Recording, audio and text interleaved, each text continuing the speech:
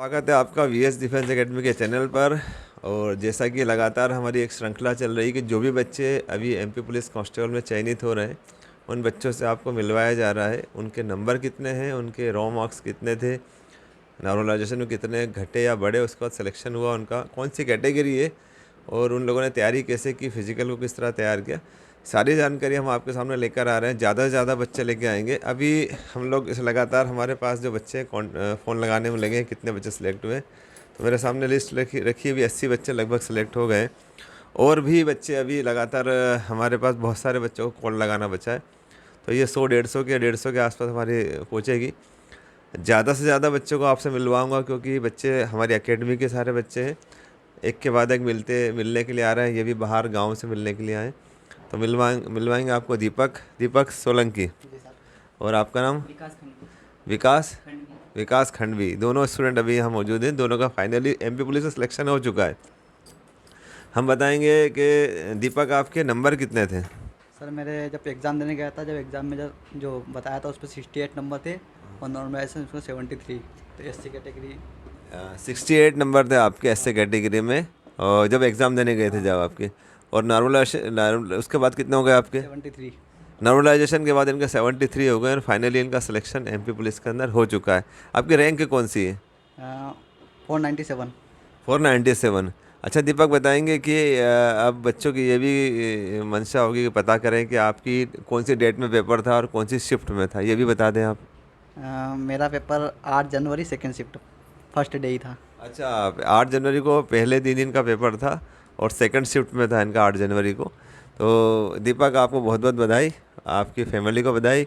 दीपक के बारे में बता दूं आपका, दीपक एसएससी जीडी का रिटर्न एग्ज़ाम पास करके, फिजिकल पास करके, मेडिकल पास करके फाइनली सिलेक्शन ले चुके हैं और इनका सिलेक्शन आईटीबीपी में हुआ है और कल इनको ज्वाइनिंग लेटर भी मिल गया है। ठीक है, जो आईटीबीपी का ज्वाइनिंग लेटर इनको मिल चुका है।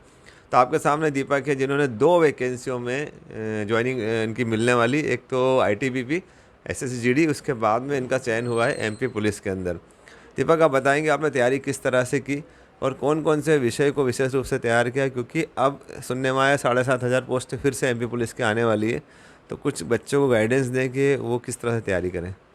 सर यही है कि एमपी पुलिस और एसएसजीडी दोनों मैथ्स और रीजनिंग तो आता ही है कंपलसरी, दोनों का मैथ्स और रीजनिंग तो पढ़ना ही पड़ता है। तो मैथ्स रीजनिंग मैंने साथ में पढ़ा। जीके का ऐसा था कि मैंने एमपी जीके पर नहीं पढ़ा, मैंने एमपी जीके पढ़ा ही नहीं था, क्योंकि 1 महीने पहले एसएसजीडी का एग्ज़ाम था, 1 महीने बाद एमपी पुलिस का एग्ज़ाम था। अब मेरे को ऐसा लगता था एमपी पुलिस का, क्योंकि बार बार कैंसिल हो रही थी एग्ज़ाम, इसकी वजह से मैं एमपी पुलिस का जीके पढ़ ही नहीं पाया। मैं सोचा इस बार में होगी, थोड़ा लेट होगी तो पढ़ लूँ एमपी जीके। मैंने इसलिए एमपी जीके पे ज़्यादा ध्यान नहीं दिया और एसएसजीडी के लिए ऑल इंडिया का जीके पढ़ता था और विश्व का जीके पढ़ता था। इसकी वजह से मैंने एमपी जीके पे ज़्यादा ध्यान नहीं दिया। फिर 1 महीना लगा कि हाँ, इसका एक महीने पहले आ गया वो एडमिट कार्ड। तो मेरे को लगा कि फरवरी में एग्ज़ाम होगी, जनवरी में होने वाली थे नहीं। अब तो जनवरी में ऐसा हुआ, जैसे मैंने एडमिट कार्ड खोला कि फर्स्ट डे मेरा पेपर हो गया। तो फिर मेरे को ऐसा लगा कि अब तो पढ़ना ही पड़ेगा। तो मेरे 15 दिन मैंने फिर एमपी जीके ऐसा पढ़ा कि फिर पूरा पढ़ दिया एमपी जीके में 15 अच्छा, दिन। पता है एमपी जीके, वैसे मुझे पता है कि एमपी जीके का बहुत ज़्यादा क्वेश्चन बने नहीं, जैसा कि आपके लक अच्छे थे कि आप उसको छोड़ के चल रहे थे। और जो क्वेश्चन आए भी हैं एमपी जीके के, मैं ज़्यादा तक समझता हूँ कोई उनको बना ही नहीं पाया होगा। तो क्या आप बना पाए क्वेश्चन उसका एमपी जीके का? मेरे 3 क्वेश्चन ऐसे थे सन वाले आए कि इसकी स्थापना कब हुई, इसकी स्थापना कोई भी। मेरा पेपर देखे दिमाग खराब हो गया था, आपके क्या पास होएंगे। तो फिर मैंने छोड़ दिया था कि होएगा ही नहीं अब तो। फिर मैंने सोचा यार कुछ तो, फिर 1 मिनट मैंने शांत मौन रखा ने, फिर पेपर पढ़ना स्टार्ट किया, फिर पेपर करना स्टार्ट किया। तो क्वेश्चन बन रहे थे, फिर मैंने लगा हाँ। अच्छा, मैथ्स का जैसे दीपक ने बताया कि एसएससी जीडी की एग्ज़ाम भी साथ में थी और उसके अंदर रीजनिंग और मैथ्स का पोर्शन उसके अंदर भी अच्छा स्ट्रॉन्ग आता है। एमपी पुलिस के अंदर भी ज़्यादा 60-65% क्वेश्चन मैथ्स रीजनिंग के आते हैं। तो ऐसे मैं अभी लगातार देख रहा हूँ कि हमारे यहाँ पे बहुत सारे बच्चे एसएससी जीडी में सिलेक्ट हुए हैं। अभी रिजल्ट सबके चेक हो रहे हैं, मतलब कई बच्चे आके मिल चुके। तो अक्सर मैंने देखा जिन बच्चों का एसएससी जीडी में सिलेक्शन हुआ फाइनली, उनका एमपी पुलिस में भी हो गया। मतलब दोनों का लेवल सेम है। यदि आप एसएससी जीडी की तैयारी कर रहे हैं तो एमपी पुलिस भी आसानी से निकल जाएगी, पर एमपी जीके थोड़ा सा आपको लेके चलना पड़ेगा। और दीपक, रीजनिंग का क्या एमपी पुलिस में और एसएससी जीडी में क्या सिमिलरिटी है? सर बस ये रीजनिंग तो सेम ही, लगभग सेम ही आती है। बस थोड़ा बहुत अंतर रहता है कि उसमें कुछ ज़्यादा टफ क्वेश्चन आ जाते हैं या इसमें ज़्यादा टफ आ जाते हैं, ऐसा कुछ बराबर ही समथिंग। हाँ। और आपने किस तरह तैयारी की? वीएस डिफेंस एकेडमी में आपने तैयारी की, तो जीके आपको किसने पढ़ाया, मैथ्स रीजनिंग किसने पढ़ाया, कुछ बताएंगे आप? सर मैं जब जीके शुरुआत विक्रम ठाकुर सर ने पढ़ाया और मैथ्स संदीप सर ने पढ़ा, अच्छा पढ़ाते हैं, दोनों सर अच्छा पढ़ाते हैं। और रीजनिंग मैंने सर राहुल सर से पढ़ी है। जी हाँ। हाँ, तो आपको हमारी एकेडमी में पढ़ाई की आपको अच्छा लगा, सारी फैकल्टी अच्छी है? बहुत अच्छा लगा सर पढ़ के, बहुत अच्छी है। हाँ। और फिजिकल करते भी दीपक, आप फिजिकल करने आते थे लेकिन हमें लगता था आप मजाक कर रहे हैं। दीपक के लिए फिजिकल एकदम ऐसा था, बाएं हाथ का खेल। मतलब ऐसे इसका लोअर था, लोअर ही नहीं उतारता था, मैं इसको बोलता लोअर उतार के दौड़ा कर, लेकिन इतना आसान था इसके लिए। फिजिकल बहुत आसानी से क्लियर करता था। मतलब ऐसा पहले दिन से, आने के पहले वीक से ऐसा लग रहा था कि फिजिकल कर रहा है कि मजाक कर रहा है। सब बच्चे जो बेचारे बहुत कमज़ोर बच्चे थे उन लोगों के लिए बड़ा टफ लगता था, और दीपक हंसते हंसते, जैसे अभी हंस रहा है, हंसते हंसते दौड़ता था, हंसते हंसते जंप करता था।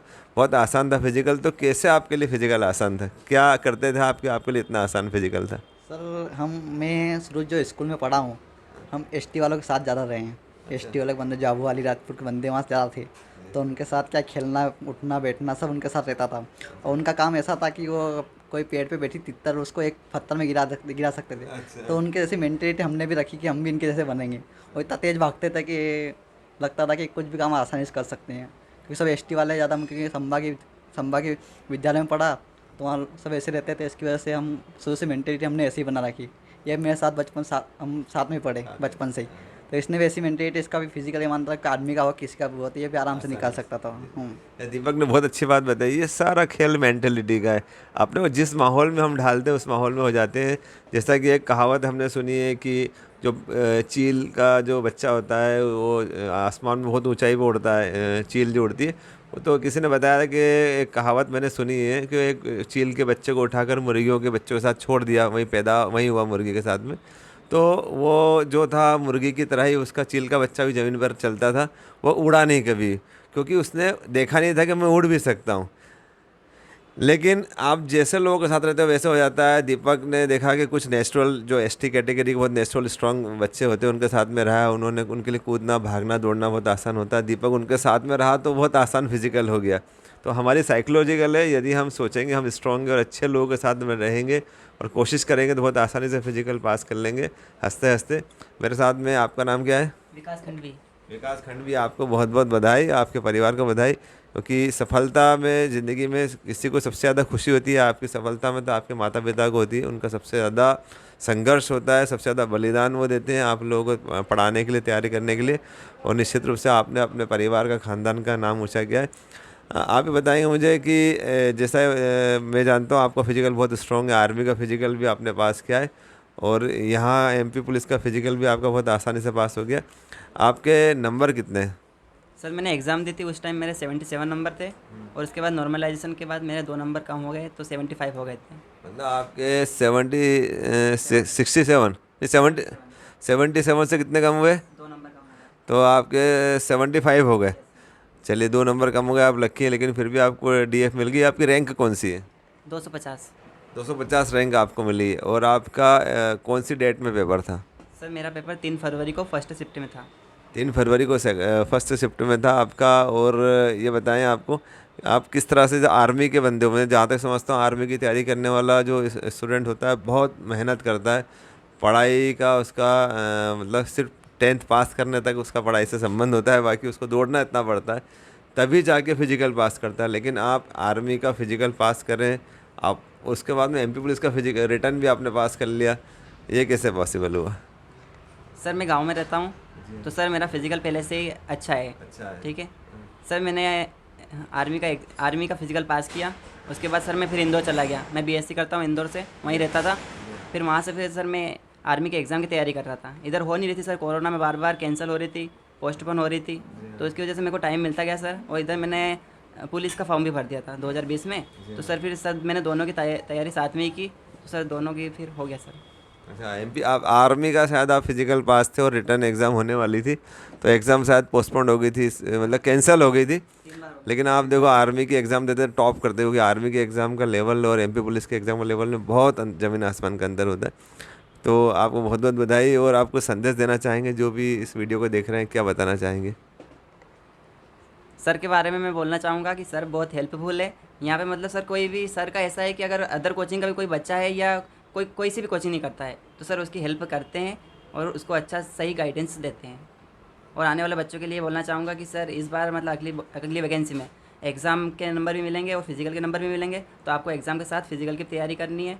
और सर आपका सबसे मतलब मेन टॉपिक तो मैथ्स और रीजनिंग दोनों को अच्छे से पढ़ना है। उसको अच्छे से तैयार करना है। हाँ सर। और साथ में फिजिकल की तैयारी भी थोड़ी थोड़ी करना चाहिए कि नहीं? आप बताएं आगे, आप गांव में आपने सेल्फ फिजिकल की तैयारी की तो किस तरह से तैयार किया फिजिकल आपने? सर हम गांव में रहते थे, तो गांव में कम से कम 20-25 बंदे हो गए थे, तो हम सर साथ में किए हमने। सर मैदान हमारा खेत रहते ना, उसमें सर रोलर घुमवा लिया था, तो सर उसमें ही हमने ट्रैक बनवा लिया था और तैयारी की थी। आर्मी बहुत बहुत ज़्यादा मेहनत करते थे या हल्की फुल्की? सर हम सुबह भी दौड़ते थे और शाम को भी सर। फिर पढ़ाई कर लेते थे उसके बाद? सर पढ़ाई तो बहुत कम हो पाती थी उस टाइम, थक जाते थे ना सर। अच्छा, फिर आपने जब बीएससी करने के लिए इंदौर गए तो वहीं आपने पढ़ाई की? हाँ सर, मैंने वहीं इंदौर से ही की। मेरे को जितना भी टाइम मिलता था बीएससी का प्रैक्टिकल, मतलब वहाँ भी पढ़ना, बीएससी भी पढ़ना होता था। बीएससी पढ़ो, प्रैक्टिकल करो, लेकिन जहाँ जितना भी टाइम मिलता था सर मैंने आर्मी के एग्ज़ाम और एमपी पुलिस के एग्ज़ाम दोनों किया। चलिए, आपको बहुत बहुत बधाई, आप आर्मी का फिजिकल भी पास हैं।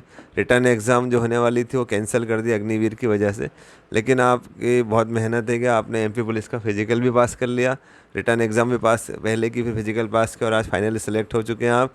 और बहुत जल्दी आपको वर्दी मिलेगी। और दीपक, जैसे आपका सिलेक्शन आईटीबीपी में हुआ है, एमपी पुलिस में भी हुआ है, दोनों जगह हो गया है, तो आप जो है एमपी पुलिस ज्वाइन करेंगे या आईटीबीपी ज्वाइन करेंगे? आईटीबीपी का लेटर तो डल चुका है, वहाँ से दिल्ली से कॉल भी आ गया था मेरे पास कि आप रोजगार मेले में लेना चाहोगे लेटर की घर पे पहुँचा, तो मैंने बोल दिया घर पे पहुँचवा दो, क्योंकि पापा मम्मी देखेंगे तो वो बहुत खुश होंगे। तो उनके हाथ से मैं लेटर खुलवाना चाहता था, तो मैंने घर पे आ जाएगा लेटर, 1-2 दिन में बोला उन्होंने, बोला लेटर घर पे पहुँचवा देंगे। तो मैं चाहता हूँ पापा मम्मी का क्या है कि मेरे पापा टीचर है, उनका अकेला लड़का हूँ मैं, तो आईटीबीपी में उनका थोड़ा मन कम हो रहा कि उधर नहीं भेजें, दूर है नहीं भेजें। मेरा तो कुछ नहीं था, मैं तो तैयार था, देश की सेवा के लिए मैं तत्पर रहता हूँ। तो मैंने सोचा, फिर इनका भी, मम्मी भी रोज़ रो रही थी, उनका भी मन नहीं हो रहा था कि नहीं भेजें। फिर मैं सोच लिया कि अब पुलिस का ही गया है तो इधर कर लेते हैं। जैसे दीपक ने बताया कि इनका आईटीबीपी में सिलेक्शन हुआ है और एमपी पुलिस में हुआ है, तो इनकी मदर इकलौते बेटे हैं, तो मदर ये चाहती थी कि करीब रहे, घर के करीब रहे। दीपक तो देश सेवा के लिए तत्पर है, लेकिन बहुत अच्छा है कि आपकी मम्मी की दुआएं काम हुई और आपको एमपी पुलिस में नज़दीक ही, आपको 150 किलोमीटर के एरिया में, 150 किलोमीटर के एरिया में आपको पोस्टिंग मिलेगी, ताकि आसानी से आप अपने घर आ जा सके। दीपक, बहुत बहुत बधाई आपको, आपने बहुत अच्छे से एग्ज़ाम पास की और आपने जो बच्चों को गाइडेंस किया उसके लिए धन्यवाद। और भी वीडियोस लेके आएंगे आपको हम, और बच्चों से मिलवाएंगे। अभी 80 बच्चे हैं और हो सकता है 100-150 बच्चे हमारे पास होंगे, सभी से आपको मिलवाएंगे, सभी के नंबर और तैयारी के बारे में बताएंगे। मिलते हैं अगले वीडियो में। जय हिंद, जय भारत।